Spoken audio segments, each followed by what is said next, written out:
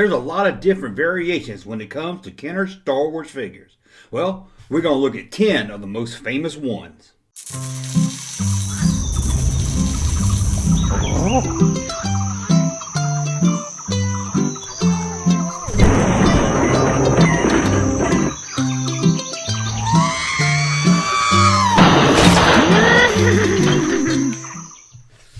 Welcome back to the junk room, everybody.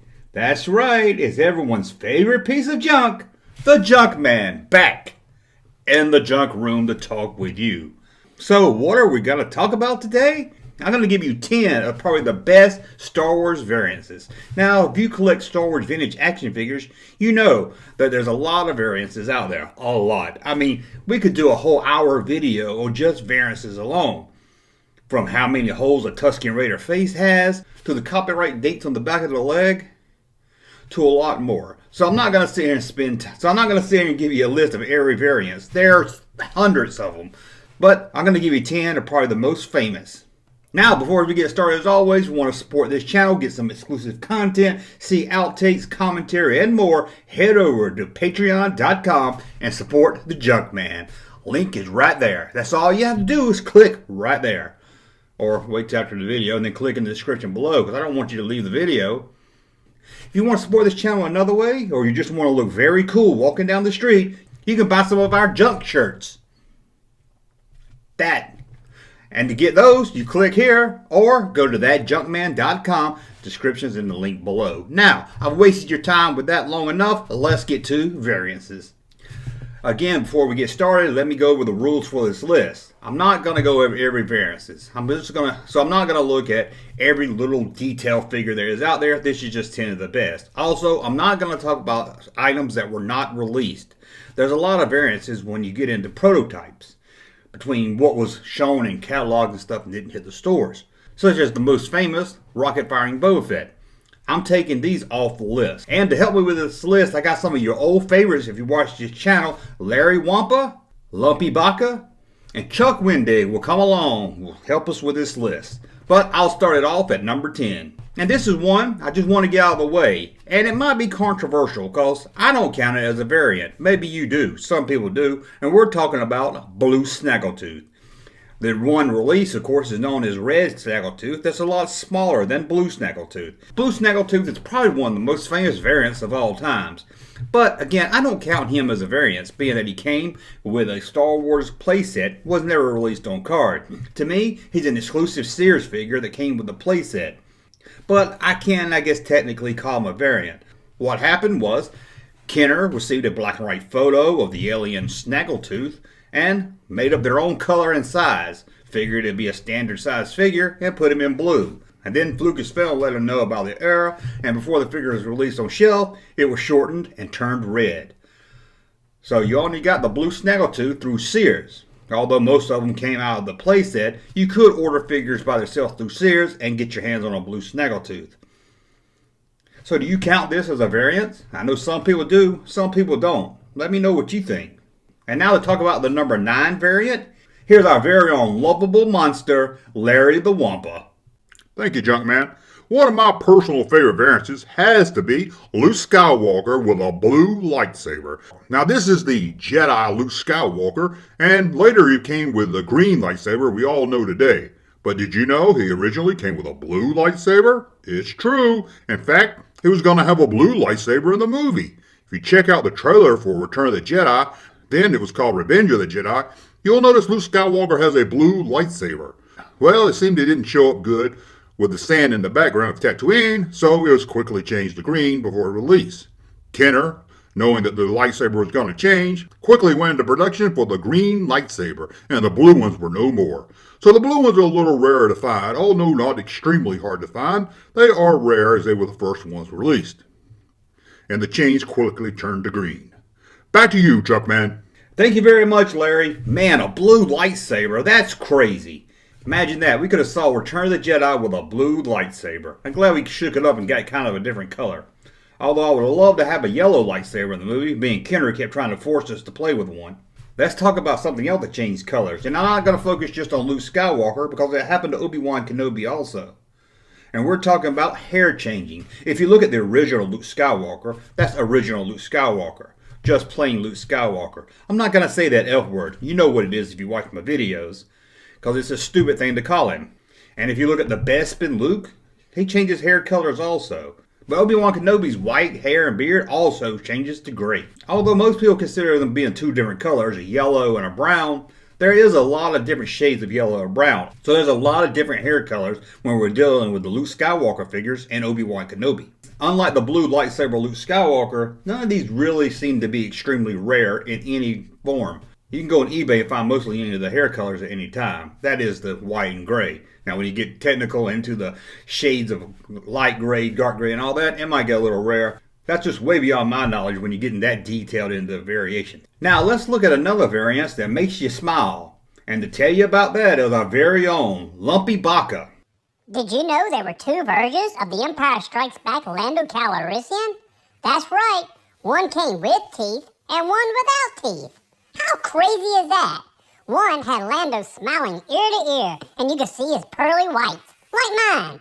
And then another Lando came with just him looking all cool. You can't see his teeth at all. So there's two versions of Lando Calrissian from the Empire Strikes Back collection, with teeth and without teeth. Both seem pretty common if you ask the Lumpy. Thank you, Lumpy, for letting us know about the teeth on the Lando Calrissian action figure. That's amazing. Number 6, we're going to talk about the Ugnaught, who came with a purple smock or a blue smock. Again, none of these seem to be rarer than the others. You can find almost any. You can find the blue or the purple on eBay at almost any given time, and they both run around the same price, at least loose. But again, we're talking about the Ugnaught from the Empire Strikes Back collection, where his smock, apron, or whatever that thing is either blue. That's what I had as a kid, or can be found with purple. If you untie his apron, you're never going to get it tied back the way it was when you got it out of the box. Trust me. And now we start the top 5. And to start off the top 5, we're going to go to the recently Marvel fired employee, Chuck Wendig, so he can tell you about the number 5 figure. Thank you, Junkman. It's me, Chuck Wendig, with the number 5 Star Wars variants according to the Junkman list. So what's number 5? It's Han Solo with a big head and a small head. Or as I like to call it, the woke head and the sleeping head. So what came first? The big head or the small head? Well, Kenner released the small head Han Solo first, but thought it looked kind of stupid, too small for his head. Then they got woke and redid it and put the big head Han Solo. If you ask me, the big head is one of the best looking action figures ever made. Well, that's a look at the big head, small head Han Solo. Back to you, Junkman. Thank you, Chuck. If you ask me personally, I like the small head Han Solo. And I was going to stick to the Kenner and not foreign release stuff, but I had to talk about this one. But it's one of the most different, unique variations out there, and not one I hear much about. This one's about Jawa. And no, before you think, uh-oh, here he is to tell you about the cape, this isn't it. In the U.S. had Kenner, and in Mexico they had Lil Laddie. Now I'm not sure if I'm pronouncing that right, and I'm probably not. So I'll put the text down here so you can laugh at how I'm pronouncing it wrong. Anyway, did you know if you bought the Jawa there, it came different than the one in the U.S.? How different? Well, it had a removable hood. Not really sure why they even came up with this. Really makes no sense. You take the hood off and the figure itself still has a hood on. And in the movie, they never showed them without their hood. So I'm not sure why they made this different here. Maybe it was cheaper. But it seemed like it would be cheaper just to keep the cloth the same without cutting a hood in it. I'm not really sure. And I was going to keep this to U.S. Kenner releases. But this one was so unique and not one I hear people talk about so much. So I wanted to throw it up here for you. One other thing about this removable hood Jawa. It comes with a TIE Fighter pallet gun. Don't know why. Now, let's talk about number 3, the Imperial Commander. Yes, there's 2 different Imperial Commanders. The body and everything's the same, but there is a difference in the face. One is known as a fat head, and the other one is known as skinny head. Now, it's not really skinny, but it's not as round as the other release. So, like Han Solo has a big head and small head, the Imperial Commander has a fat head and a skinny head. Number 2 is probably one of the other most famous variants there is. We're talking the early bird double telescoping action figures, Luke Skywalker, Darth Vader, and Obi-Wan Kenobi. All 3 at number 2. They call him Early Bird, although Luke was the only one to come in the Early Bird set. Vader and Obi-Wan hit the stores on card, although Luke was also found on card with the longer saber. Now, I have a lot of people ask me about this, and they say, I had that Luke or Vader with the saber that came out of his hand. But this is a little different. As the lightsaber came out of the hand, like a normal Luke, Vader, Obi-Wan figure, the tip at the end also pulled out. It telescoped twice, hence the name Double Telescoping Lightsaber. If you're not sure which one you have, well, just pull the lightsaber out. Just grab the tip and give it a pull too. Put on the T-Lo.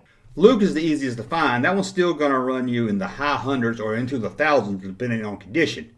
Obi-Wan and Kenobi I've never personally seen myself. Have you found any of these in the package?